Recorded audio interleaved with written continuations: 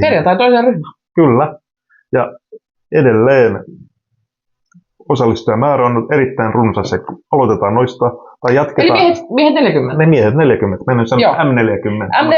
Niin, kyllä miehet 40 ja perjantaina kisaa 66. 74, 83 ja 93. Sarja, kyllä. Kyllä.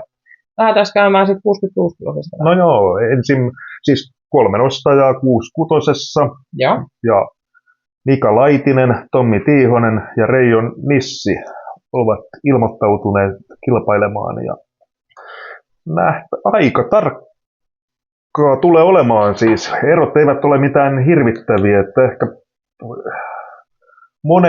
moneen eri järjestykseen nämä nostajat kyllä saadaan.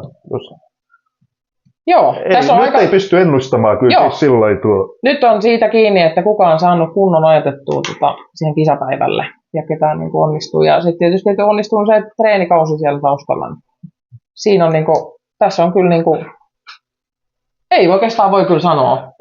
Ei millään. Niin, että on ei edes porilaiset. Ei edes porilaiset. Joo, ja sitten seuraava sarja 74 kiloa. Joo. Jani Haapamäki, Pekka Taskinen ja Teijo Hirvonen. No tässä on kyllä ihan selvä se, että kuka on tämmöinen ennakkosuosikki. Joo, tunnettuin tapansa Jani tulee kyllä hoitamaan hommat ehkä kotiin. Joo, hän on tosi kokenut nostaja ja yleensä onnistuu aina kisapäivänä, niin kyllä varmasti Jani on se, joka sen kirkkaamman kuitenkin sitten ehkä vie. Ikävä kyllä leimata näin etukäteen voittajaksi, mutta... No, mutta nämä on meidän tämmöisiä spekulaatioita, niin, joo. Kyllä. No, entäs 83 kilon sarja? No joo, no täälläkin on kyllä kaulaa ykkösellä, että Jari Karnais on siellä 650 kilon yhteistuloksella ykkösenä. Ja seuraava Marko Tuomainen on sitten 585 kilon yhteistuloksella kakkosena. Esa Korhonen 582,5. Eli siinä on myös kyllä kakkosen ja kolmosen välillä sanoisin, että on kyllä tiukka taistelu. Eikä sitten myöskään tuo nelonen kovin kaukana ole, eli Ismo Alajärvi. Eli sieltä ehkä se musta hevonen saattaa löytyä kyllä että muuten en osaa sitten näistä musta hevosta nimet. Niin, ja vanhastaan muistelen, että tässä tapauksessa taitaa noilla 2 seuraavalla tai 3, siis sijat 2-4, niin päivän vetokunto ehkä ratkaisee tilanteen. Kyllä, siellähän. Sitten kun tanko lasketaan maahan, niin siellä sitten ratkaistaan viimeistä. Käytit vanhaa slogania. Kyllä. Kyllä.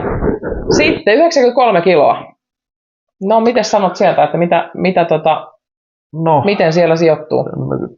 Onko Entryn mukaisesti? Kyllä se pahasti vaikutti ja yön pimeänä tunteina mietin tilannetta, että viekö Jussi Harmaata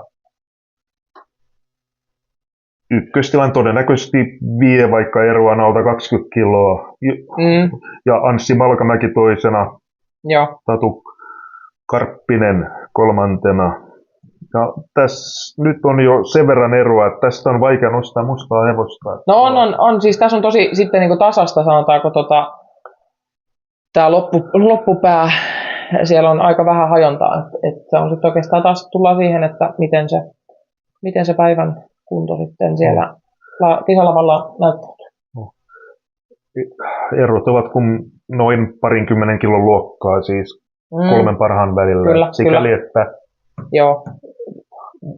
No tässäkin siis, sanotaanko näin, että ei ole kyllä ihan selkeää, miten mitalit jaetaan. Sanoisin näin.